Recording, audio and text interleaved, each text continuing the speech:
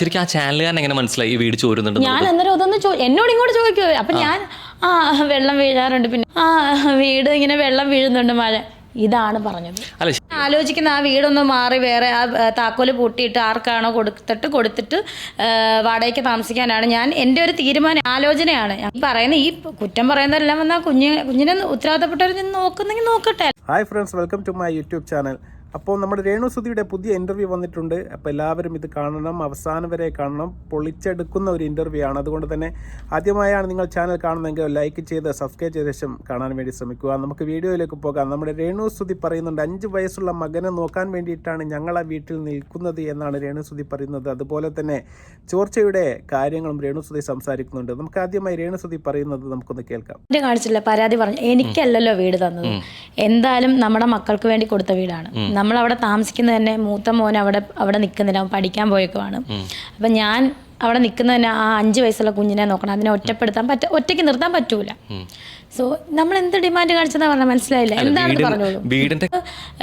ഇപ്പം വന്നു കഴിഞ്ഞാൽ അത് എന്നോട് ആരാണെന്നറിയാം, മീഡിയ എന്നാണ് ചോരുന്നുണ്ടെന്ന് വെച്ചപ്പോൾ എൻ്റെ മനസ്സിൽ കള്ളത്തരമൊന്നുമില്ല. കാരണം എനിക്ക് എൻ്റെ ഒരു ക്യാരക്ടർ എന്ന് വെച്ചാൽ ആദ്യം കാണുന്നൊരു ഇവർക്ക് ഭയങ്കര ജാടി, പക്ഷെ എന്നോട് ഒറ്റ തവണ ഒന്ന് സംസാരിച്ച് കഴിഞ്ഞാൽ എൻ്റെ സ്വഭാവം അറിയും. കാരണം മനസ്സിലൊന്നും നിൽക്കൂല. ഞാൻ മനസ്സിൽ കള്ളത്തരം വെച്ചിട്ട് അല്ലെങ്കിൽ ഉള്ളിലൊന്ന് വെച്ചിട്ട് പുറത്ത് പറയുന്ന ഒരാളെ ഞാൻ മനസ്സിലൊന്നും ഒന്ന് വിട്ടു പറഞ്ഞു എന്തും ആകട്ടെ, എനിക്ക് ദോഷമാണോ അല്ലെങ്കിൽ എനിക്ക് ഗുണമാണോ നോക്കാതെ പറയുന്നൊരു സാധനമാണ് ഞാൻ. വീട് ചോരുന്നുണ്ട് രേണുസുധി. അപ്പം ഞാൻ അവിടെ നിന്ന് വീട് ഇങ്ങനെ വെള്ളം വീഴുന്നുണ്ട്, മഴ, ഇതാണ് പറഞ്ഞത്.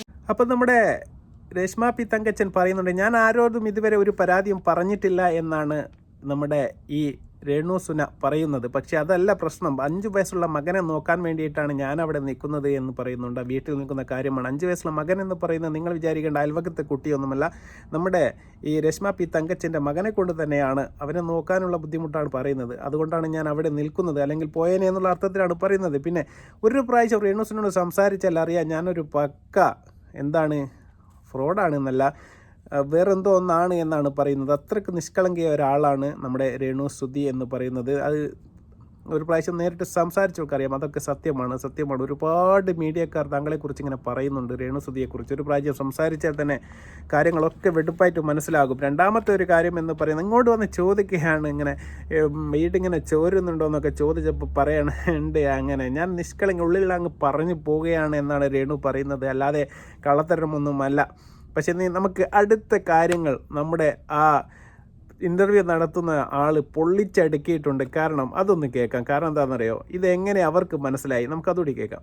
ശരിക്കും അത് റിവീൽ ചെയ്തിട്ടുള്ള വീഡിയോ വീടിന്റെ അവിടെ വെച്ചിട്ട് പറഞ്ഞതാണോ? അല്ല, പുറത്തല്ലേ? പുറത്താണ്. ശരിക്കും ആ ചാനലുകാരൻ അപ്പൊ എങ്ങനെ ചോദിക്കാം? ഏത് ചാനലാന്ന് എനിക്ക് അറിയില്ല, കുറെ ചാനലുകാർ നിൽക്കുമല്ലേ. ശരിക്കും ആ ചാനലുകാരൻ എങ്ങനെ മനസ്സിലായി ഈ വീട് ചോരുന്നുണ്ട്? ഞാൻ അന്നേരം അതൊന്ന് എന്നോട് ഇങ്ങോട്ട് ചോദിക്കുമോ. അപ്പൊ ഞാൻ വെള്ളം വീഴാറുണ്ട്, പിന്നെ കുഴപ്പമില്ല, ഇങ്ങനെ വെള്ളം വീഴും. സത്യമാണ്. അതിന്റെ കുറെ പ്രോബ്ലം ഒക്കെ പിന്നീട് എന്നെക്കാളും കൂടുതൽ എൻ്റെ പപ്പാക്കൊക്കെ അറിയാം. ഞാൻ അവിടെ അധികം നിൽക്കത്തില്ല. ഈ ചില്ലിട്ട് കൊടുത്തേ ഫുള്ള് നമ്മളകത്തേക്ക് ഇങ്ങോട്ട് വെള്ളം വീഴുക. എറിച്ചിൽ എന്ന് പറയുന്നില്ലേ, എറിച്ചിലാണ് ഞാൻ ഉദ്ദേശിച്ച ചോർച്ച. വളരെ നല്ല ഒരു ചോദ്യമാണ് ഏതായാലും ചോദിച്ചത്. ആങ്കർ ചോദിച്ച ചോദ്യം എനിക്ക് 100% ഇഷ്ടപ്പെട്ടു. എങ്ങനെയാണ് വീടിൻ്റെ അടുത്ത് വെച്ചിട്ട് കുറച്ച് മീഡിയക്കാർ വന്നൊരു ചോദ്യം ചോദിക്കുകയാണെങ്കിൽ നമുക്ക് ചോദിക്കാം, ആ വീട് കാണുന്നുണ്ട്, അന്നേരം ചോരുന്നുണ്ടോ എന്ന് ചോദിക്കുന്നത്. ഇത് വീടിൻ്റെ അടുത്തൊന്നുമല്ല, ഒരു ഷൂട്ടിംഗ് ലൊക്കേഷനിൽ വെച്ച് രേണുസുധിയോട് ഒരുത്തൻ ചോദിക്കുകയാണ്, താങ്കളുടെ വീട് ചോരുന്നുണ്ടോ? അദ്ദേഹത്തിന് എവിടുന്ന് കിട്ടി ഈ വിവരം? വീട് ചോരുന്ന വിവരം രേണുസുധി അങ്ങോട്ട് പറഞ്ഞ് അവനെ കൊണ്ട് ചോദിപ്പിച്ചതാണെന്ന് മനസ്സിലാക്കാനുള്ള സാമാന്യ ബോധ്യം അരി ആഹാരം കഴിക്കുന്ന മലയാളികൾക്ക് എല്ലാവർക്കും ഉണ്ട് എന്ന് നമ്മുടെ രേണുസുന അല്ലെങ്കിൽ രേഷ്മ പി തങ്കച്ചൻ മനസ്സിലാക്കണമെന്നാണ് എനിക്ക് പറയാനുള്ളത്. കാരണം അദ്ദേഹത്തിന് അങ്ങനെ ഒരു വെളിപാട് വന്നിട്ട് ഒരു ചോദ്യം ചോദിക്കേണ്ട യാതൊരു ആവശ്യവും അവിടെ ഉദിക്കുന്നതേയില്ല. പിന്നെ ഒന്നുകിൽ നിങ്ങളെ വീടിൻ്റെ അടുത്തിട്ടാനായിരിക്കണം, അത് കണ്ടുകൊണ്ട് ചോദിക്കുകയാണെങ്കിലും ഒക്കെ. ഇങ്ങനെ പച്ച നുണ വന്ന് പറയരുത് രേണു എന്ന് മാത്രമേ പറയാനുള്ളൂ. ബാക്കി കേൾക്കാം. ശരിക്കും ഒരു മുട്ടായിയുടെ കാര്യത്തിൽ വരെ എത്രത്തോളം നിന്നുള്ള രീതിയിലേക്ക് കടപ്പാട് കാണിക്കുന്ന ഒരാൾ, സ്വയമായിട്ട് ഒരാളുടെ ലൈഫിൽ കിട്ടാൻ പറ്റുന്ന ഏറ്റവും ഒരു സ്വപ്നത്തെ ഏറ്റവും ഭംഗിയായിട്ടുള്ളൊരു വീട് കിട്ടിയിട്ടും ആ ചെയ്ത് തന്നൊരാളെ ഇപ്പോൾ സ്വാഭാവികമായിട്ട് ആൾ വിളിച്ച് പരാതി പറയുമ്പോഴും ഇങ്ങനെ ചോരുണ്ടെന്ന് പറയുമ്പോഴും ചെയ്യുന്ന എന്താണോ നന്മ കിട്ടിയതിനെ അപ്പുറത്തേക്ക് ഒരു പരാതി പറച്ചിൽ തന്നെയാണ് അല്ലേ? അത് എന്ത് തന്നെയാലും അങ്ങനെ തന്നെയാണ്. ആളെ വിളിച്ച് പറയാൻ പറ്റുന്നൊരു കാര്യം അങ്ങനെ വിളിച്ച് സംസാരിച്ചു പറഞ്ഞിട്ടുണ്ട്. ഞാനല്ല, എൻ്റെ പപ്പ വിളിച്ചിട്ടുണ്ട് ഒരുപാട്. അത് പിന്നീട് പപ്പ തന്നെ മുന്നോട്ട് പറയും. കാരണം വിളിച്ചിട്ടുണ്ട്, അന്നേരം എല്ലാം കിട്ടിയ മറുപടി വേറെയാണ്. അത് പപ്പ തന്നെ പറയുന്നുണ്ട്. പപ്പയുടെ ഫോണിലുണ്ടല്ലോ എല്ലാം.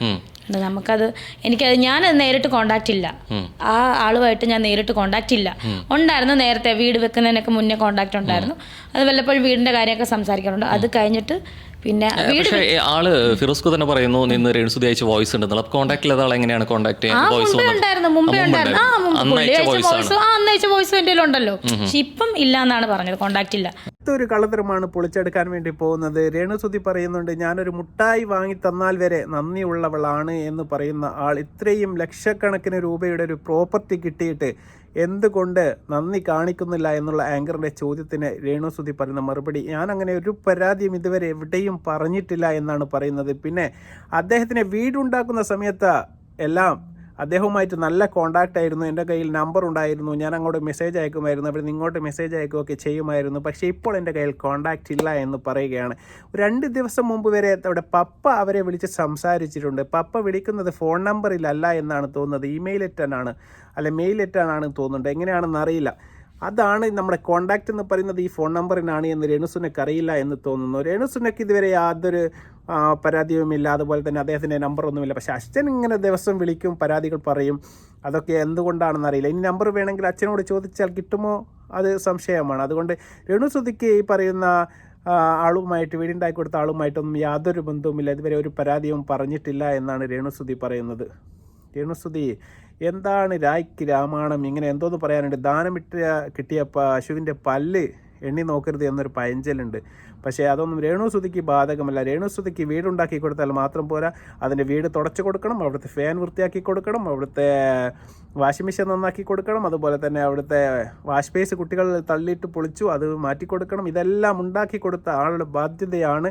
മരിക്കുന്നവരെ അവർ വന്ന് നോക്കിക്കൊള്ളണമെന്നാണ്. അല്ലാതെ ഒരു പ്രോപ്പർട്ടി അങ്ങോട്ട് ഉണ്ടാക്കി ഫ്രഷായിട്ട് കൊടുത്ത സമയത്ത് 100% എന്തെങ്കിലും ഒരു പ്രശ്നമുണ്ടോ ഇല്ലയോ എന്ന് ആ വീഡിയോ ഹോം ടൂർ കണ്ട എല്ലാവർക്കും അറിയാം. അത്രക്കും ഒരു ഹൈ പ്രോപ്പർട്ടി ഹൈ ക്വാളിറ്റിയിൽ ഉണ്ടാക്കി കൊടുത്ത 45 ലക്ഷം രൂപ വില വരുന്ന ഒരു വീടും സ്ഥലവും കൊടുത്തിട്ട് ഇങ്ങനത്തെ വർത്തമാനമാണ് പറയുന്നത്. പിന്നെ എങ്ങനെയാണ് ബാക്കി കേൾക്കാം. ആലോചിക്കുന്നത് നമുക്കൊരു വീട് കിട്ടി, ഇപ്പോൾ ഇടയ്ക്കിടയ്ക്ക് പറയുന്ന ഒരു കാര്യമുണ്ട്, അതായത് മക്കൾക്ക് വേണ്ടിയിട്ടുള്ള വീടാണ് ആലോചിക്കുന്ന. ആ വീടൊന്ന് മാറി വേറെ ആ താക്കോല് പൂട്ടിയിട്ട് ആർക്കാണോ കൊടുത്തിട്ട് വാടകയ്ക്ക് താമസിക്കാനാണ് എൻ്റെ ഒരു തീരുമാനം, ആലോചനയാണ് ഞങ്ങൾ വീട്ടിൽ. കാരണം കേട്ട് മടുത്തു.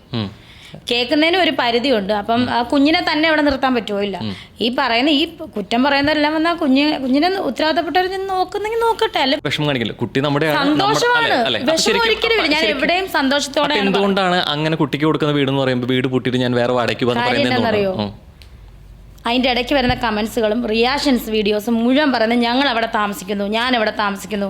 കാരണം വേറൊന്നുമല്ല, ഇതിനുള്ള അടിസ്ഥാനം കിച്ചു പഠിക്കാനാണ് പോയത്. കിച്ചു അവിടെ നിൽക്കാത്തതിന്റെ പേരിലാണ് ഇങ്ങനെ കിടന്ന് പറയുന്നത്. കിച്ചു നിൽക്കാത്തതിന്റെ കാരണം അവൻ അവിടെ കൊല്ലത്ത് നിന്ന് പഠിക്കുന്നു. ഇതിന് മാത്രം കേൾക്കാൻ എന്താ അവിടെ ചെയ്യുന്നത് ഞങ്ങള്? രേഷ്മ പി തങ്കച്ചൻ പറയുകയാണ്, ഞാൻ വാടകയ്ക്ക് വേറെ ഒരു വീടെടുത്ത് പോകാൻ വേണ്ടി പോവുകയാണ്. കേട്ടും അടുത്തു റിയാക്ഷൻ വീഡിയോക്കാരെല്ലാം എന്നെ കുറ്റം പറയുകയാണ്, എന്നെയും എൻ്റെ കുടുംബക്കാരെയും എന്ന് പറയുന്നുണ്ട്.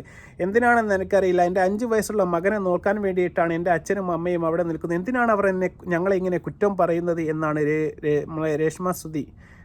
രേഷ്മ പി തങ്കച്ചൻ ചോദിക്കുന്നത്. എന്തിനാണ് കുറ്റം പറയുന്നത് എന്ന് പറഞ്ഞാൽ, രായ്ക്ക് രാമായണം സുധിച്ചേട്ടൻ എന്ന് പറഞ്ഞ് മാധ്യമങ്ങൾക്ക് മുന്നിൽ വന്നിട്ട് ഇങ്ങനെ ഘോരഘോരം പ്രസംഗിക്കുന്ന നമ്മുടെ രേണുസുതി ആ വീട്ടിൽ അദ്ദേഹത്തിൻ്റെ ആയുഷ്കാലം മുഴുവൻ അദ്ദേഹം നയിച്ച് കൊണ്ടുവച്ച കുറച്ച് പുരസ്കാരങ്ങൾ ഒന്ന് അടക്കി വെക്കാൻ ആ വീട്ടിൽ ഒരു സ്ഥലവും ഒരു ഷെൽഫും ഇല്ല എന്ന് പറയുന്ന നമ്മുടെ രേണുസുതി മനസ്സിലാക്കണം. അദ്ദേഹത്തിൻ്റെ മകനായ കിച്ചു എന്ന് പറയുന്ന മകൻ അവിടെ വന്നപ്പോൾ കണ്ട മനസ്സലിയിക്കുന്ന ഒരു കാഴ്ച, ആ വീട്ടിൻ്റെ ഒരവസ്ഥ, ആ വീട്ടിൽ അച്ഛൻ്റെ പുരസ്കാരങ്ങളുടെ അവസ്ഥ, അച്ഛൻ്റെ ബാഗുകളുടെ അവസ്ഥ, ഇതെല്ലാം കാണുമ്പോൾ ഏതായാലും കിച്ചുവിനായിട്ടെങ്കിലും അവിടെ ഒരു ബെഡ്റൂം ഉണ്ടായിരുന്നു. ആ ബെഡ്റൂമിലെങ്കിലും അത് കൊണ്ടുവെക്കാമായിരുന്നു രേണുസുതി നിനക്ക്. അതുപോലും നീ ചെയ്യാതെ ഇത്തരം തോന്നിവാസങ്ങൾ ചെയ്തുകൊണ്ട് എല്ലാവരുടെയും മുമ്പിൽ ഒരു അപഹാസ്യ കഥാപാത്രമായി നീ മാറിയിരിക്കുകയാണ്. അതുകൊണ്ട് തന്നെയാണ് റിയാക്ഷൻ വീഡിയോ ചെയ്യുന്ന എല്ലാവരും നിന്നെ കുറ്റം പറയുന്നത്.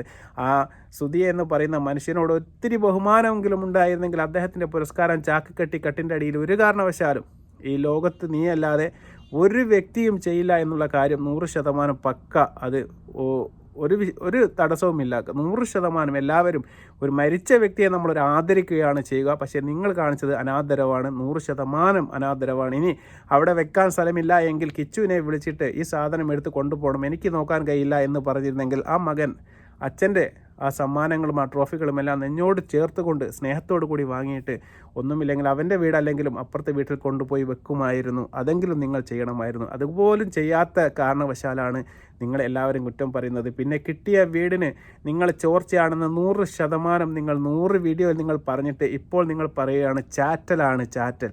ചാറ്റലും ചോർച്ചയും രണ്ടാണെന്ന് രേണുസുതി നീ മനസ്സിലാക്കണം. ഒരു വീടിന് ചോർച്ചയുണ്ട് എന്ന് പറയുന്നതും ചുമ്മാനി അതെ ചാറ്റലടിക്കുന്നു എന്ന് പറയുന്നതും രണ്ടും രണ്ടാണ്. നീ ഫ്രോഡത്തരമാണ് പറഞ്ഞത്. അത്തരം അയാളുടെ ബിസിനസ് തകർക്കുമെന്നുള്ള ഉദ്ദേശത്തോടു കൂടി തന്നെയാണ് നീ ആ ഫാദറിനെതിരെയും അതുപോലെ തന്നെ ആ വീടുണ്ടാക്കി തരുന്ന ആ ഗ്രൂപ്പിനെതിരെയും സംസാരിച്ചത്. അവരെ തകർക്കുക എന്ന ഉദ്ദേശം നിൻ്റെ ഉള്ളിലുള്ളത് കൊണ്ട് തന്നെയാണ് നീ അത് പറഞ്ഞത് എന്ന കാര്യത്തിൽ യാതൊരു തർക്കവുമില്ല. അല്ലാതെ ഒരു അദൃശ്യനെ ആ മനുഷ്യൻ വന്നുകൊണ്ട് ഒരു ചാനലിൽ നിന്ന് വീട് ചോരുന്നുണ്ടോ എന്ന് ചോദിച്ചതല്ല. നീ പറഞ്ഞ് അവരെ കൊണ്ട് ചോദിപ്പിച്ച് അത് പബ്ലിക്കിലേക്ക് ഇട്ടുകൊടുത്തത് തന്നെയാണ്. പക്ഷേ അത് തിരിച്ച് നിനക്ക് വരുമെന്ന് നീ ഒരിക്കലും പ്രതീക്ഷിച്ചില്ല. നിനക്ക് പറ്റിയ അബദ്ധം നിന്നെ തന്നെ തിരിഞ്ഞ് കുത്തിയെന്ന് മാത്രമേ പറയാനുള്ളൂ. വീണ്ടും നല്ലൊരു വീഡിയോയുമായി വരുന്നത്. നന്ദി, നമസ്കാരം.